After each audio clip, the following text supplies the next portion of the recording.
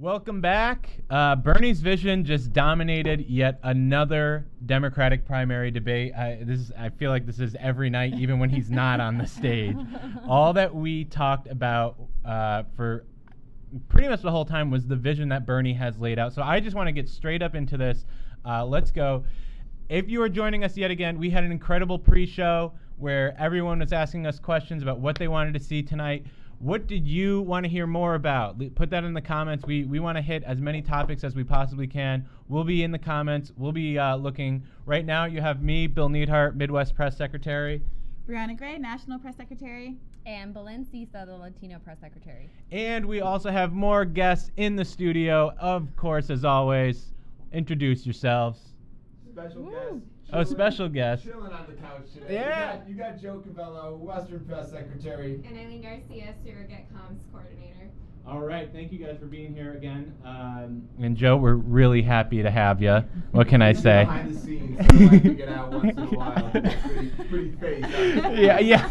All right. You're All right. Treat America. All right, let's get into it. I mean, we had a fantastic debate. We want to hear what your favorite moments were, what you want us to recap, and what you wanted to hear more of that you didn't hear tonight, because we only have a limited amount of time to talk about how we're going to fix all the world's issues. Right. So let's get into it. First thing that I want to talk about, guys, is Medicare for All. Mm-hmm. Because Bernie's plan to guarantee health care for everyone dominated the night. It took up more than the first half hour of this debate. That's all we were talking about. I saw some reporters complaining about that.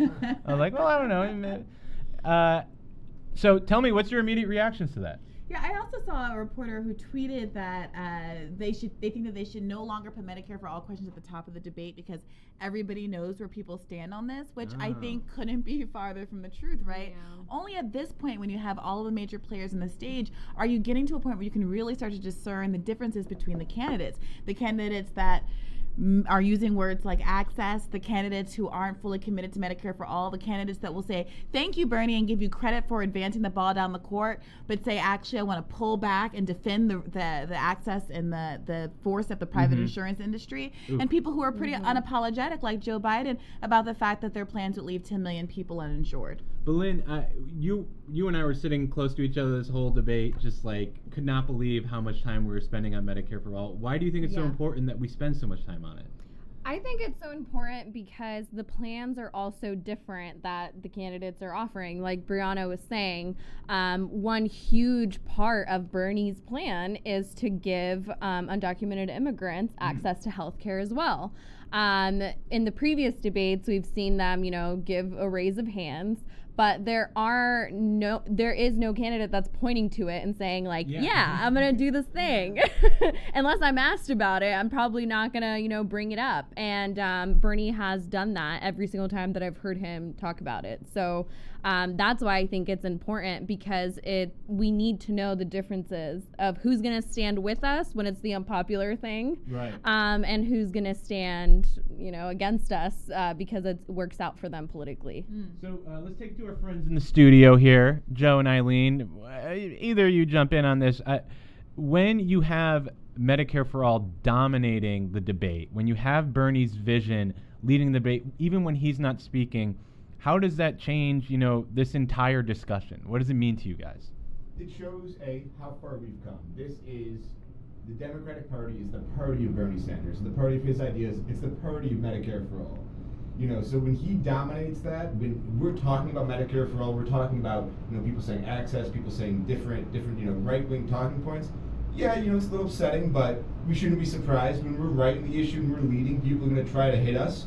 But, it's a good thing. And any day of the week, we will defend why Medicare for All is far and away it's the best option. It's the only option for healthcare. And the thing I want to add is I think it also forces people to have an opinion on it and have a plan on it, because you're going to get asked about the specifics, because when you have a damn bill like Medicare for All and you have Bernie Sanders who can get up there and defend it so well, it forces all of the other 9 candidates on the stage to be able to keep up and do the same, which I think is really important. To read the damn bill even if you misrepresent what you've actually read. I encourage all of you listeners to do what Amy Klobuchar did and read the damn bill, and like Joe Biden seems to maybe not have done when he went on and on about how he didn't understand what the pay for was, as though it wasn't written out in about 16 very very detailed pages. Yeah, very detailed. So, one of the other points I want to make here is that healthcare is the single most important issue for voters in nearly every single poll I've ever seen on this. Yeah. So, if we're going to lead a debate, let's lead it with healthcare. But I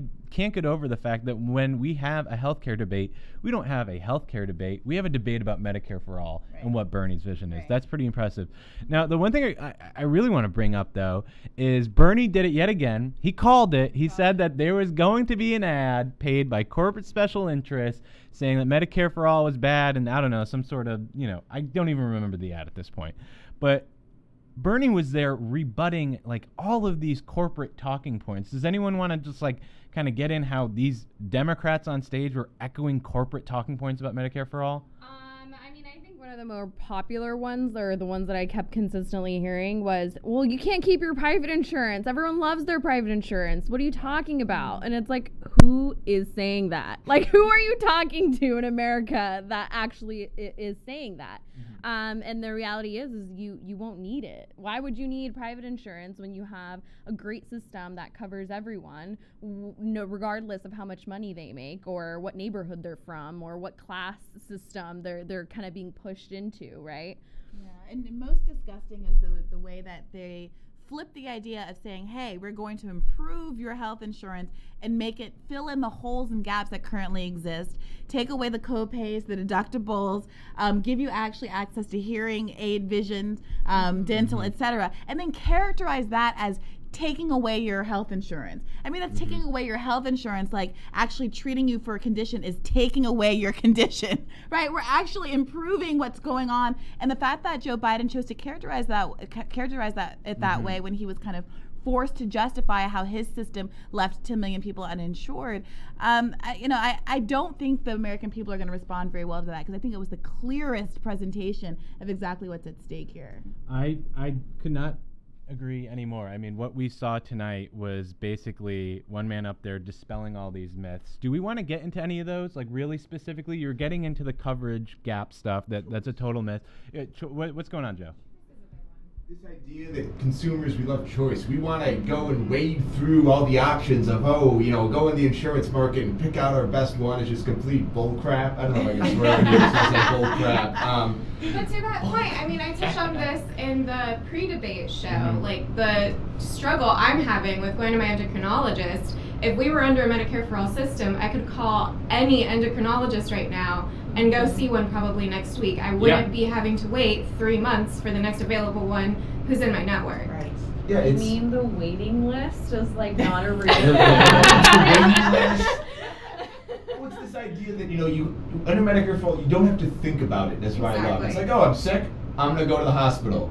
I don't have to worry about finding my doctor that's in my network, making sure I have enough money for my copay. As Bernie says, no copay, no premiums, no deductibles. You want to take your wallet out. It's done. It's done. It's simple. No one has the time to dig through this stuff and think, you're sick, for God's sake. Who wants to take the time to find the doctor that works? I need my insulin. Exactly. Let me see a doctor. Yeah, there's no choice around whether or not insulin is required. That's unbelievable. All right, so Medicare for all dominated the first half hour of the debate. Folks, if you're watching right now, we want to hear what you think about that. We're going to continue to read these comments. We're getting into it. Joe and Eileen are scraping the comments right now, looking for them. Speak right directly to us. But I kind of want to move on here because, Medicare for All took over a half hour of the debate. Doesn't have to take over a half hour of our show. But it was pretty impressive showing on stage tonight. The other thing that I want to talk about tonight is what you saw on stage is that Bernie is the one with the vision. Yeah. Multiple times throughout this debate, he was able to deliver a concise way of how the clearest case that anyone articulated up there, of how he's going to make a future that lifts up all of the working class. That just really rang true to me. There's a few instances of this. Do you want to break down one of them? Sure. I think this was was one of the first debates where we started to get some contrast between the college debt plans, right? So, in the beginning of the debate, I think that the moderators were doing a very good job of asking each of the candidates about each other's plans and the things that they have represented before. When we got to the college debt tuition area, it got a little bit more wormy, but at least because everybody was on the stage at the same time, you got to see some juxtaposition of the plan. And I want to really pull out some of the contrasts that might not be as clear to everybody. Bernie Sanders is the only candidate in this race who is canceling all student debt. All student debt. Yeah, and that's really important to highlight because, Senator Warren got a big applause line for talking about her school debt cancellation plan, but I want to be clear on what the details and the facts of the plan are, which is that her plan cancels up to $50,000 worth of debt for anybody until they're over $100,000 worth of income limit, and then between $100,000, I believe $250,000, it's graduated down until the amount that you would get forgiven is graduated down and down increasingly until it peters out entirely, right? So even the number of words that I had to use to explain that plan. I'll be honest, you lost me. And hers is infinitely clearer than other plans that didn't come out tonight, like Kamala Harris's plan, right? So the fact that Bernie Sanders is able to communicate that plan that clearly is part of a political strategy. Being able to cancel all student debt is both clear, and it also casts the biggest net and does the best in terms of coalition building. It gets everybody, including a lot of professionals who took out a lot of student debt so they could be public interest lawyers or serve hospitals in low-income communities. They can actually do those jobs without feeling like they have to go in and pay the piper to corporate America. Belen, you're our Latino press secretary. You regularly chat with your friends over at Univision. Tonight we had Jorge Ramos on stage asking a question that I think was off base to start, but led to one of the clearest, the best moments of clarity on that stage when Bernie described what future he wanted to build for America. Can you just recap that moment for us? Well, I mean, I definitely, had my own comments on Twitter about the question, and I did an entire video about democratic socialism, that we spread all over social media, and I think that, to mention, Joe Biden called Bernie a socialist tonight. That was a very right-wing attack and comment to have someone from the same party saying to one of their colleagues or people that they say they're such good friends with. That is a personal attack. That has nothing to do with policy, which is how Bernie, put his gave his answer, and it was that it's not the same thing. As what we've seen in other countries. Our vision is about allowing everyone in our society to thrive regardless of how much money they make. We're talking about giving people equal access to education. We're giving people health care. We're ensuring that they have jobs with a dignified salary. That is ridiculous to compare that to, a country like Venezuela. That is not what is happening in that country. And I think that he put it perfectly. Yeah, I love when he just ticked through what he believed in, right? We're talking healthcare for all. We're talking, cutting child poverty. It's such a clear moment. I want to go to our friends on the couch over here in the studio, just a mere arm's reach away. So there was a couple things that I thought Bernie did when he had these moments that really distilled his vision. But one of them just, when he talks about taking on the greed and corruption of the billionaire class, why is that important? Why is that such a big moment to happen on the debate stage? It's important because it affects everyone's life. Last night, it's the night before the debate, I'm up late, I'm watching vintage Bernie Sanders video clips. And I texted Bill about this because I was excited. And there's this quote from him I like. He's like, today in America, we have a ruling class where they're like drug addicts. Enough is never enough. These people, this ruling class, will do everything to take as much as they can from us, to make sure that we don't have a penny left in our pocket, to cripple us with debt. So something we talk about, socialism, people throw these words. Bernie talks about freedom. We're talking about being free. We're talking about being free from student debt, being free from unemployment. We're talking about being free from the oligarchs and the ruling class. It's enough. Enough is enough. It's time to take on the ruling class, and Bernie is the only one who's articulated clearly a vision to do that. Articulated clearly a vision to help working families across the country and change things, because things are broken. Eileen, two of my favorite moments, which I guess is really typical, was Bernie's opening statement, where he just went in on the issues, and forget all the fluff, get right to the point.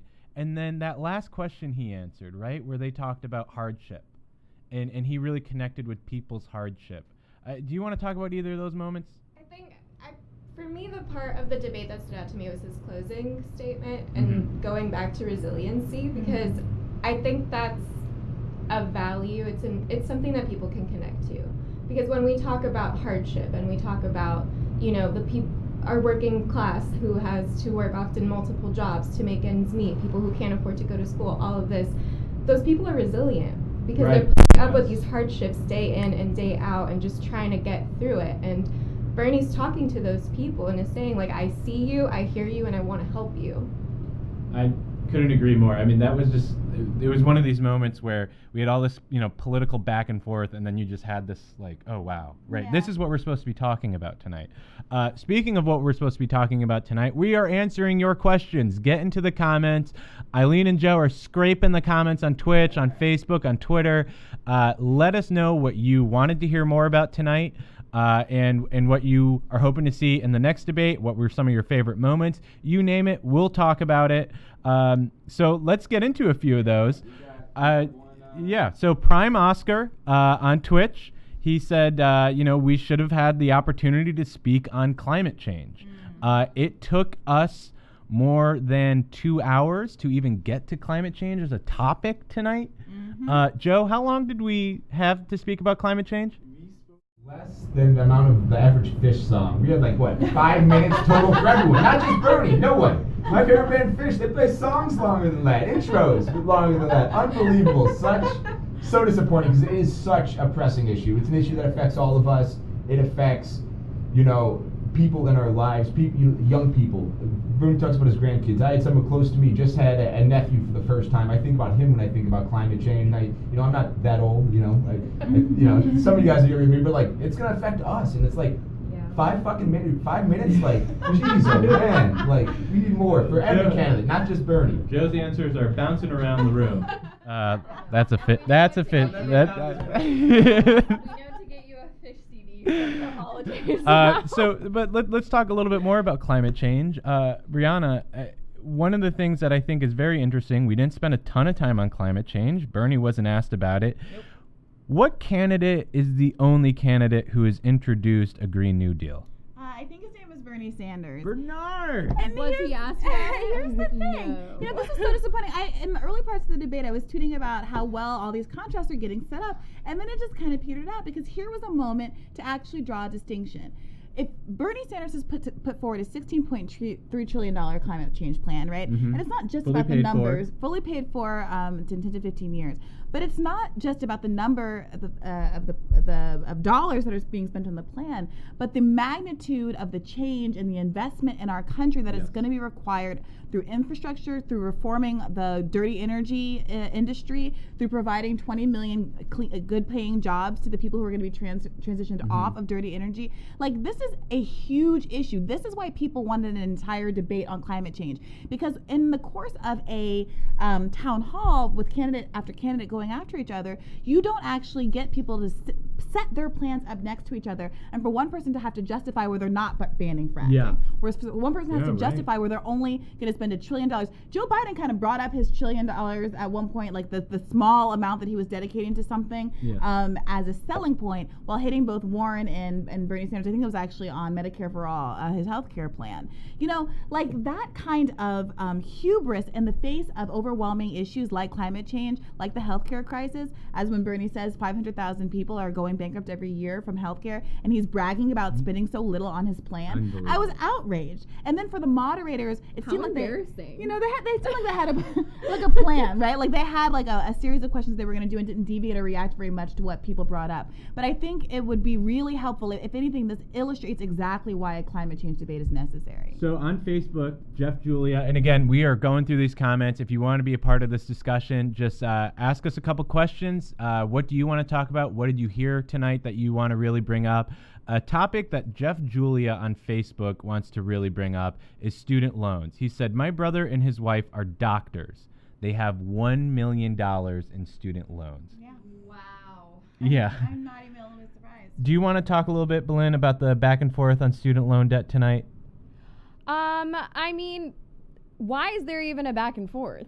I guess that is my question. Why is there even a back and forth? No one should be going $1 million in debt because they decided that they wanted to give back to society by becoming doctors or whatever it is that they decide that they want to contribute to society.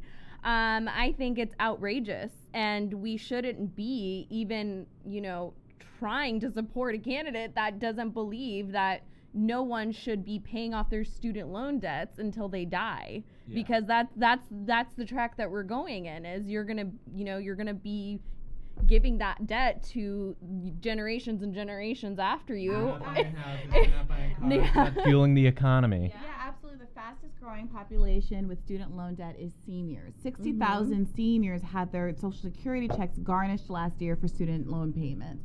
This is an outrage, and it's an epidemic.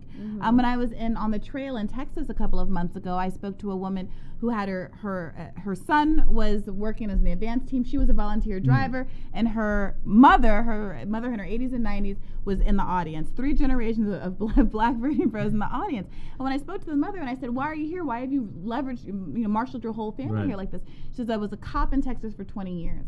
I retired. I was still pretty young and decided to get a master's degree. That master's degree cost me $100,000. I'm $100,000 in debt, and now I'm well into my 60s, almost into my 70s, paying this loan off, and I'm going to be doing it to the day I die."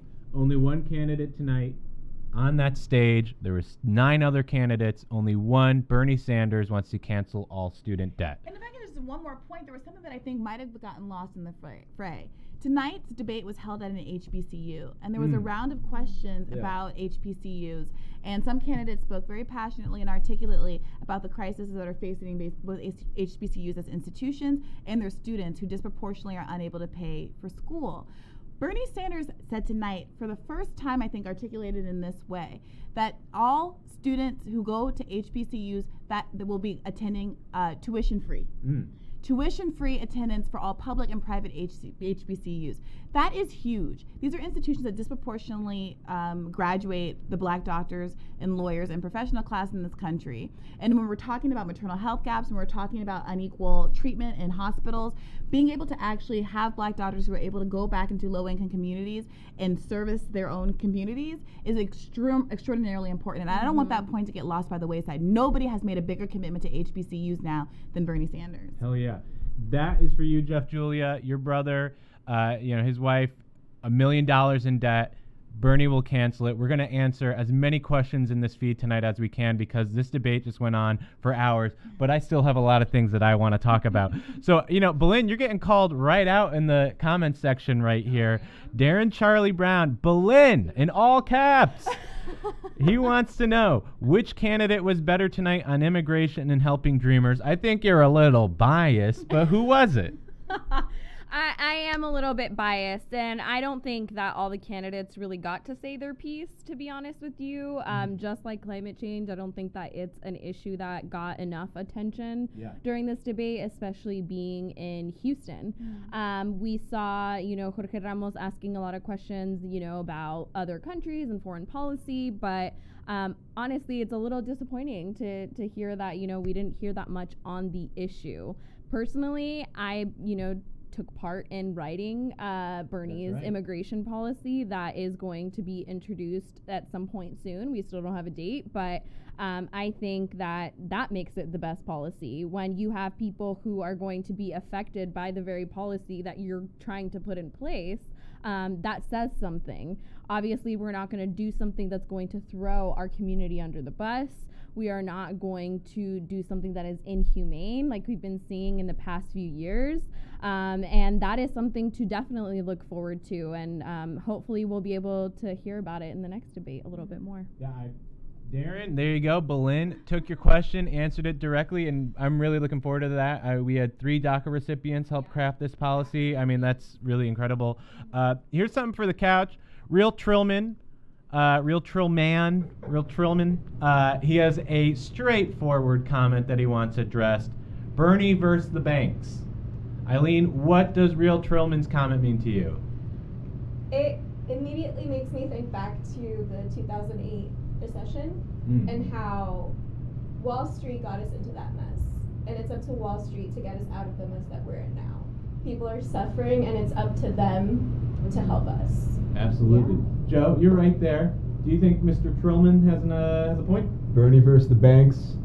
Bernie's gonna win every goddamn time. Yeah! We're gonna take on the banks when we're in the White House. I mean, that's exactly what we need, right? Like, we are coming from a generation that was highly impacted by this. My parents, as undocumented immigrants, their American dream was to be able to buy a house someday. That is like the typical, dream that we all have, is to make something of ourselves and to leave something to our families. And, their house was foreclosed in 2010.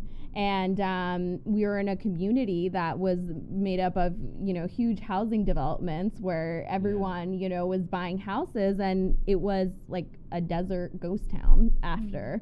All of that happened, and it was devastating.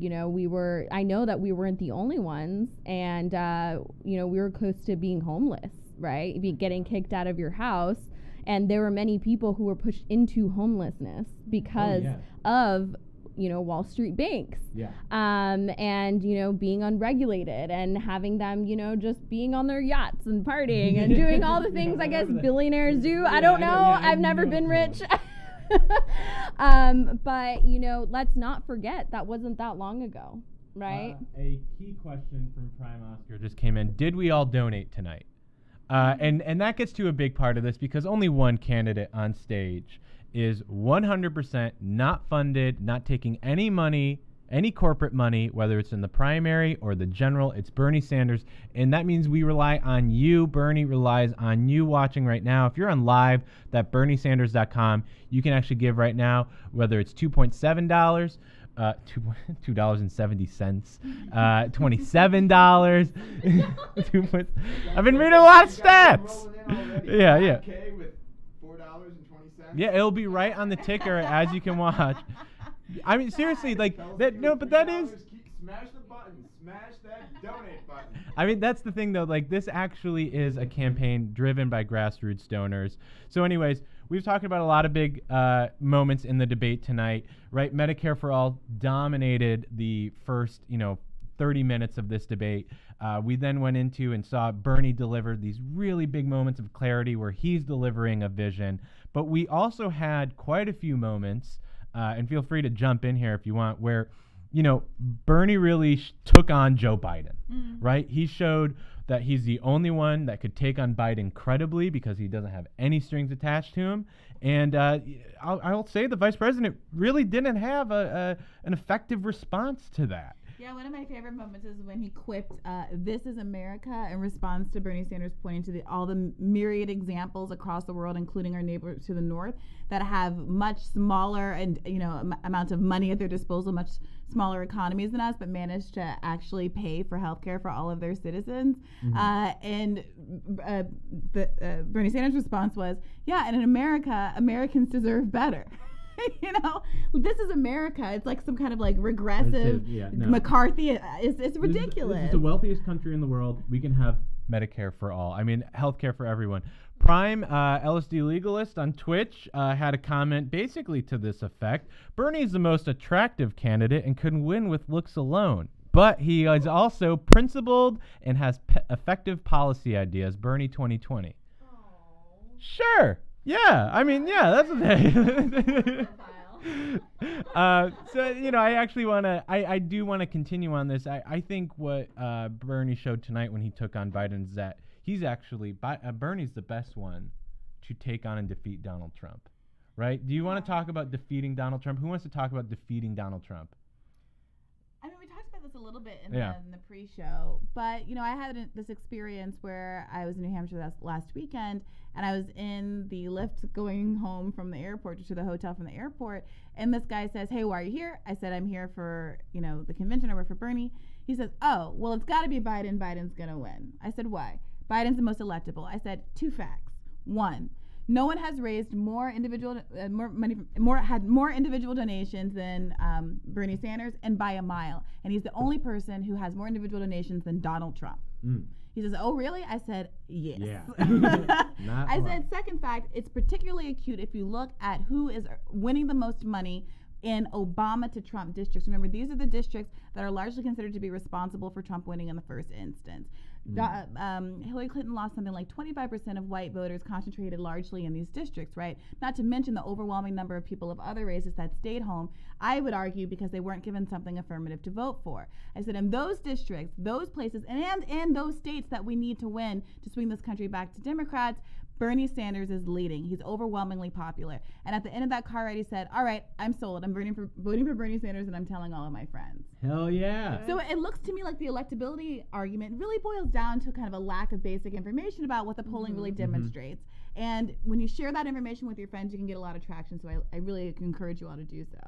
So we are asking you can join this conversation right now. You can donate to Bernie right now at live.berniesanders.com. Get in the comments. We have one coming in right now. Cheyenne Tierra from Facebook, she just left a comment. "No more wars, Medicare expanded, my top 2. Those are my top 2 moments too. Let's talk about ending those endless wars, right? Because I think that was another moment where you had Bernie and Biden really going on a back and forth. Who wants to take this on? Ending endless wars. Joe, what's going on over there? You know, so this was, I think, my favorite moment of the debate. You know, I had a tweet. If you don't follow me on Twitter, you totally should. But I had a great tweet, you know.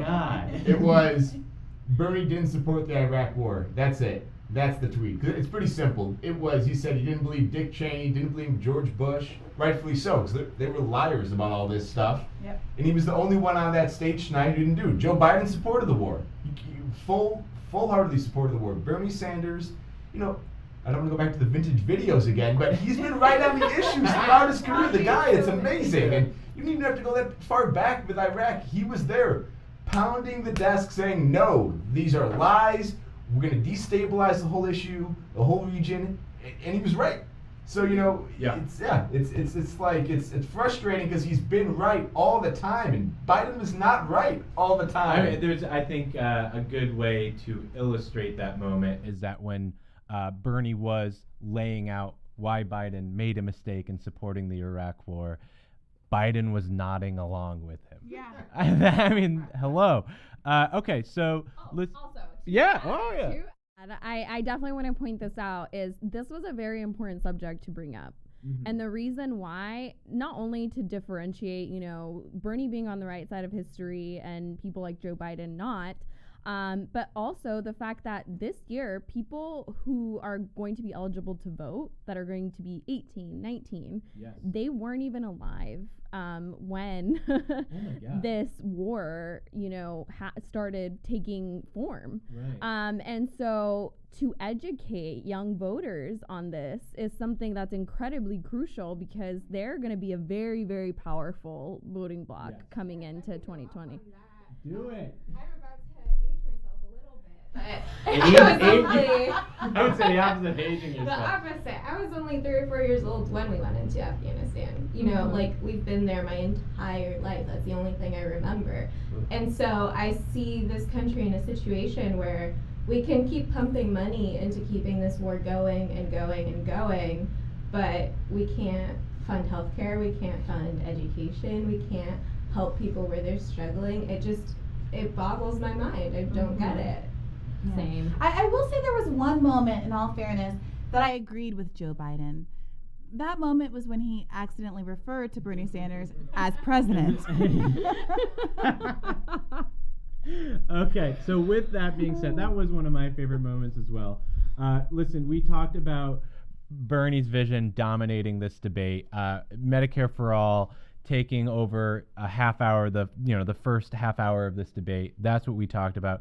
We talked about Bernie laying out the vision, really getting these moments of clarity where he showed what he was all about. And we've hit on, everything from the Iraq War to climate change. We didn't even get to trade and how Biden was pro-NAFTA and Bernie was against NAFTA. We didn't even get to public schools and how Bernie Sanders has the most comprehensive public school plan out there. So it's a little more than half an hour after the debate. The debate was very long. I'm very tired. I think we're going to wrap up here right now, but thank you for everyone who participated in the comments. Thank you to everyone who donated tonight. You are fueling this campaign, and we couldn't do it without you. And from here in Bernie 2020 HQ, thank you, and we'll see you next time.